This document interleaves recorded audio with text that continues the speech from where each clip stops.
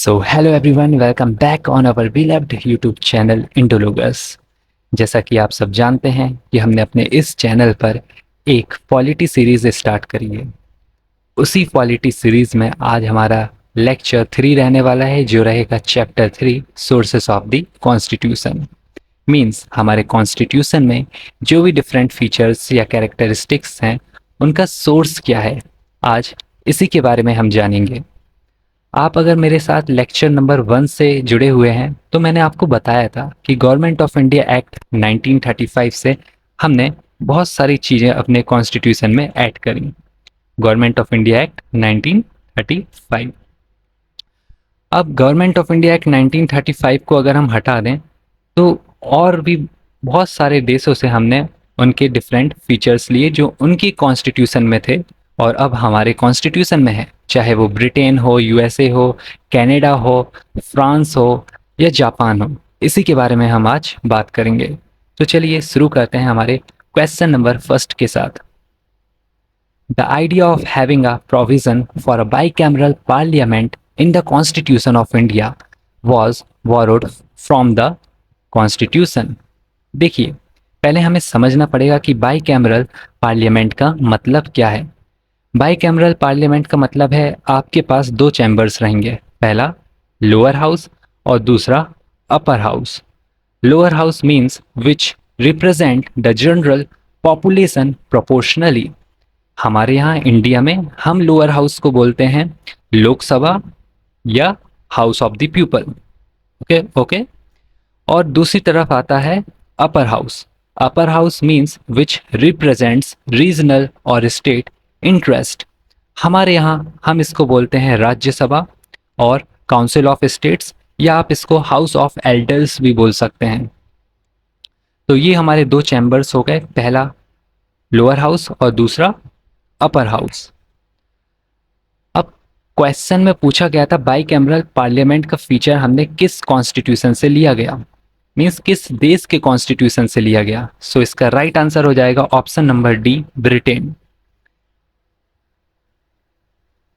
देखिए, British constitution से हमने लिया bicameral parliament, office of governor, public service commissions और भी बहुत सारी चीज़ें हमने ब्रिटिश कॉन्स्टिट्यूशन से ली, जैसे कि रूल ऑफ लॉ भी हमने लिया, सिंगल सिटीजनशिप का कॉन्सेप्ट भी हमने ब्रिटिश कॉन्स्टिट्यूशन से लिया, पार्लियामेंट्री गवर्नमेंट भी हमने ली और स्पीकर ऑफ लोकसभा भी लिया। एक बात यहाँ पर याद रखिएगा, यूके में जो कि ब्रिटेन है, वहाँ पर सिंगल सिटीजनशिप का कॉन्सेप्ट रहता है और यूएसए में डुअल सिटीजनशिप चलती है। ओके। कॉन्स्टिट्यूशन ऑफ जर्मनी से हमने क्या क्या चीज़ें ली, वहाँ से हमने लिया suspension of fundamental rights during emergency. Means emergency के समय आपके फंडामेंटल राइट्स हैं या उससे रिलेटेड जो भी आर्टिकल्स हैं उनको सस्पेंड करने की पावर। देखिए, यहाँ पर एक बात याद रखिएगा कि आर्टिकल नंबर 20 और आर्टिकल नंबर 21 जो है ना, वो आपके इमरजेंसी के टाइम पर सस्पेंड नहीं हो सकते, वो हमारे नॉन सस्पेंडेबल रहेंगे। और बाकी जितने भी आर्टिकल्स हैं जो हमारे फंडामेंटल राइट्स से रिलेटेड हैं, उनको सस्पेंड किया जा सकता है at the time of emergency. Germany के कॉन्स्टिट्यूशन को हम वाइमर कॉन्स्टिट्यूशन भी बोलते हैं। इसकी स्पेलिंग मैं यहाँ पर लिख देता हूँ, Weimar constitution. Okay. French constitution या फ्रांस कॉन्स्टिट्यूशन से हमने क्या क्या लिया, हमने ये वर्ड लिबर्टी, इक्वालिटी और फ्रेटर्निटी अपने प्रेम्बल में ऐड करी। इसके बारे में हम लेक्चर 2 में अच्छे से बात कर चुके हैं, अगर आपने नहीं देखा होगा तो प्लीज़ जाइए उसे भी देखिए। चलिए नेक्स्ट क्वेश्चन की तरफ चलते हैं अब। What is the source of directive principles of state policy. इसका राइट आंसर होगा ऑप्शन नंबर सी, आयरलैंड। देखिए, directive principles of state policy का कॉन्सेप्ट हमने आयरलैंड के कॉन्स्टिट्यूशन से लिया, जो हमारे कॉन्स्टिट्यूशन में पार्ट नंबर 4 में है, पार्ट 4 में है, आर्टिकल 36 से लेके 51 तक। आयरलैंड के कॉन्स्टिट्यूशन से हमने और भी बहुत सारी चीज़ें ली, जैसे पहला, nomination of members to Rajya Sabha, nomination of members to Rajya Sabha. और दूसरी इंपॉर्टेंट चीज, method of elections of the president, method of election of the president. Okay, so ये तीन इंपॉर्टेंट बातें हमें आयरलैंड कॉन्स्टिट्यूशन से याद रखनी चाहिए। पहला हमने उससे क्या लिया, DPSPs, directive principles of state policies. दूसरा, nomination of members to Rajya Sabha. और तीसरा, method of election of the president. DPSPs को हम इंस्ट्रूमेंट ऑफ इंस्ट्रक्शंस भी बोल सकते हैं। ऐसा स्टेटमेंट भी आपके क्वेश्चन में दे सकता है कि वो दे देगा कि बताओ इंस्ट्रूमेंट ऑफ इंस्ट्रक्शंस किसको बोलते हैं। ऑप्शंस में दे देगा फंडामेंटल राइट्स, फंडामेंटल ड्यूटीज या डीपीएसपीज। आपको क्या पिक करना है, डीपीएसपीज। चलिए नेक्स्ट क्वेश्चन की तरफ चलते हैं अब।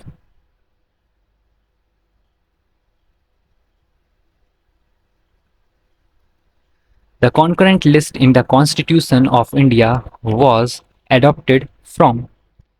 concurrent list का कॉन्सेप्ट हमने किस देश के कॉन्स्टिट्यूशन से लिया।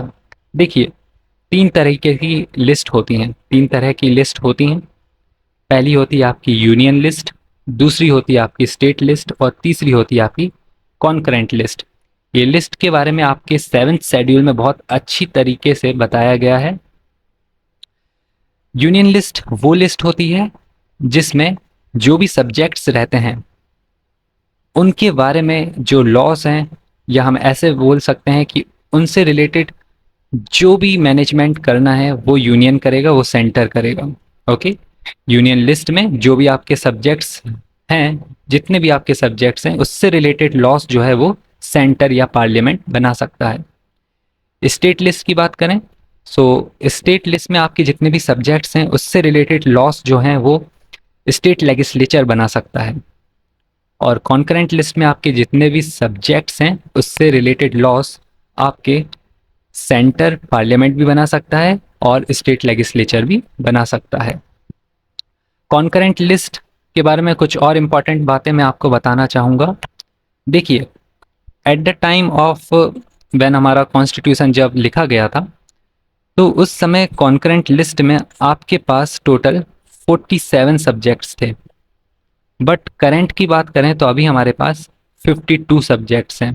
ओके, याद रखिएगा, इनिशियली हमारे पास 47 सब्जेक्ट्स थे, बट अभी के टाइम में 52 सब्जेक्ट्स हैं। जब आपका कॉन्स्टिट्यूशन लिखा गया था, जब उसको एडॉप्ट किया गया था, तब आपकी यूनियन लिस्ट में टोटल 97 सब्जेक्ट्स थे। यूनियन लिस्ट में टोटल 97 सब्जेक्ट्स थे और अभी के टाइम में 100 सब्जेक्ट्स हैं। ऐसे ही स्टेट लिस्ट में पहले हमारे पास 66 सब्जेक्ट्स थे और अब हमारे पास 61 सब्जेक्ट्स हैं। देखिए, जो हमारा 42nd अमेंडमेंट हुआ था 1976 का, जिसको हम मिनी कॉन्स्टिट्यूशन के फॉर्म में भी जानते हैं, ये 42nd अमेंडमेंट 1976 में हमने 5 सब्जेक्ट्स जो थे हमारे 5 सब्जेक्ट्स, उनको स्टेट लिस्ट से हटाकर कॉन्करेंट लिस्ट में ऐड कर दिया था।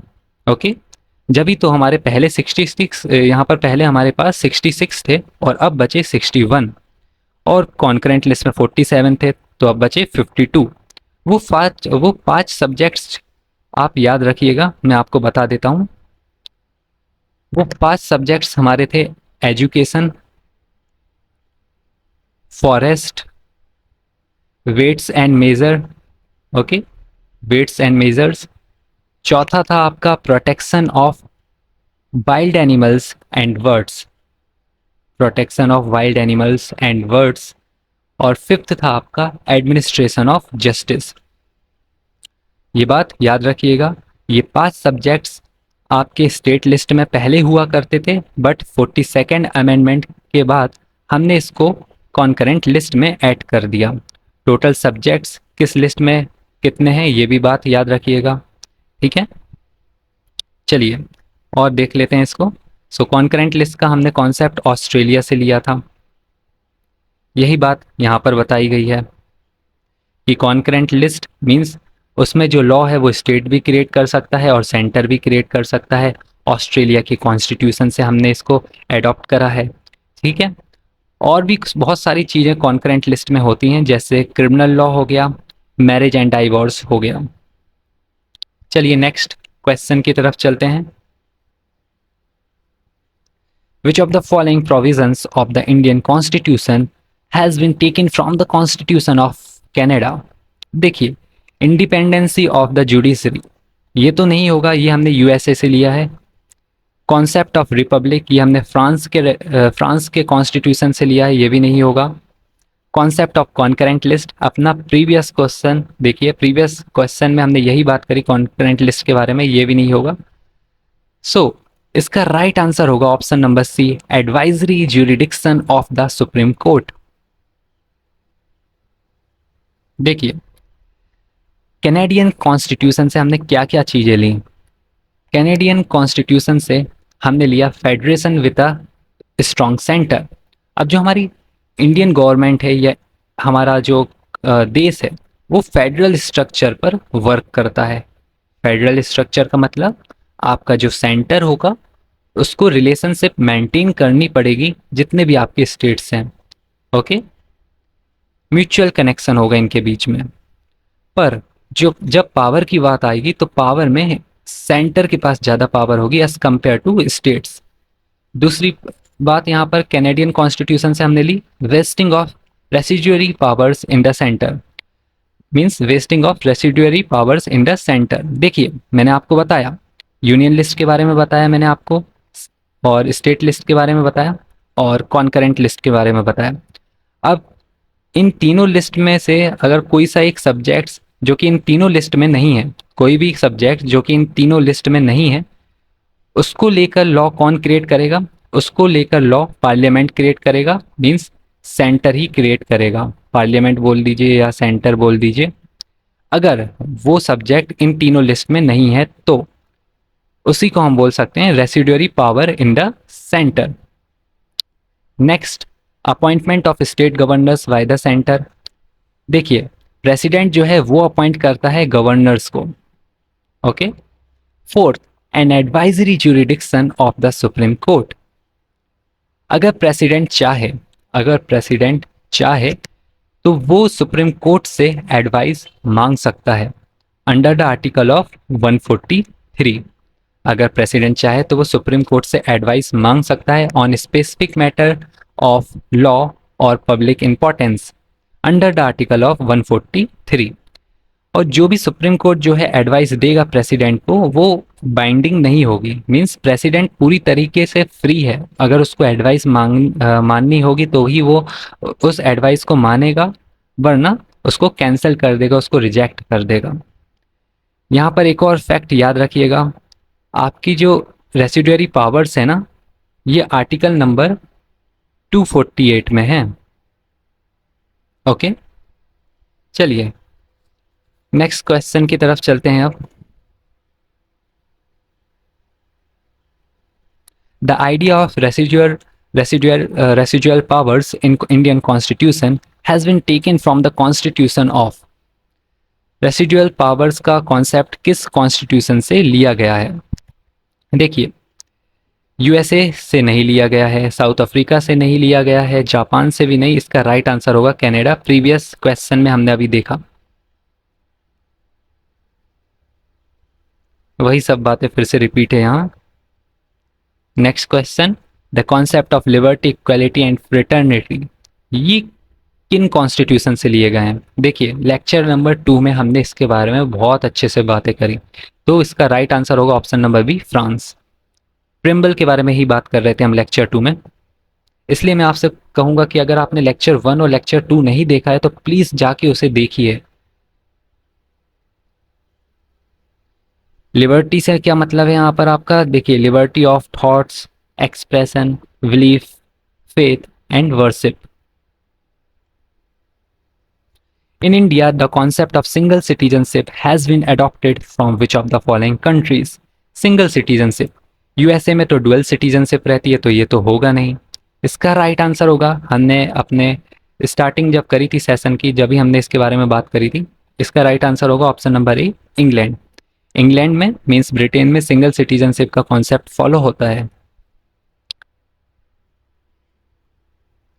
देखिए, सिटीजनशिप एक्ट, ये यहाँ पर रॉन्ग इन्फॉर्मेशन है, यहाँ पर होना चाहिए 1955। ओके, सिटीजनशिप एक्ट ऑफ 1955 हमें ये बताता है कि कैसे इंडियन सिटीजनशिप को एक्वायर करना है, कैसे ये डिटरमाइन होगा कि कोई अगर इंडिया का सिटीजन रहेगा या ना रहेगा। ओके, ये determination, termination of Indian citizenship. Next question, the power of judicial review and independency of the judiciary of the Indian constitution is borrowed from the constitution. इसका राइट आंसर होगा option number D, USA. USA से हमने बहुत सारी चीजें ली, सबसे important हमने fundamental rights लिए यूएसए से। पावर ऑफ जुडिशियल रिव्यू लिया, fundamental rights, impeachment of the president लिया, रिमूवल ऑफ सुप्रीम कोर्ट जजेस एंड हाई कोर्ट जजेस, post of vice president. From which of the following are the fundamental duties adopted. Fundamental duties हमने कहाँ से ली? Fundamental duties हमने USSR से ली। इसका राइट आंसर होगा ऑप्शन नंबर बी, यूएसएसआर। देखिए, यूएसए से हमने फंडामेंटल राइट्स लिए, पर फंडामेंटल ड्यूटीज हमने यूएसएसआर से ली। और directive principles of state policies हमने आयरलैंड के कॉन्स्टिट्यूशन से ली, बोरोड फ्रॉम यूएसएसआर, जो अभी करंट में हम जिसे रसिया बोलते हैं। Recommendation of Soren Singh committee, वही कमेटी जो 1976 में फॉर्म हुई थी, और इसको अडॉप्ट करा गया 42nd अमेंडमेंट 1976 के थ्रू। फंडामेंटल ड्यूटीज, आगे जैसे हमारे लेक्चर्स आएंगे इसके बारे में भी हम डिटेल में बातें करेंगे। Next question, the concept of constitution first originated in which of the following countries. पहली बार कॉन्स्टिट्यूशन का कॉन्सेप्ट किस देश में देखने को मिला? इसका राइट आंसर होगा option number B, Britain. Sorry,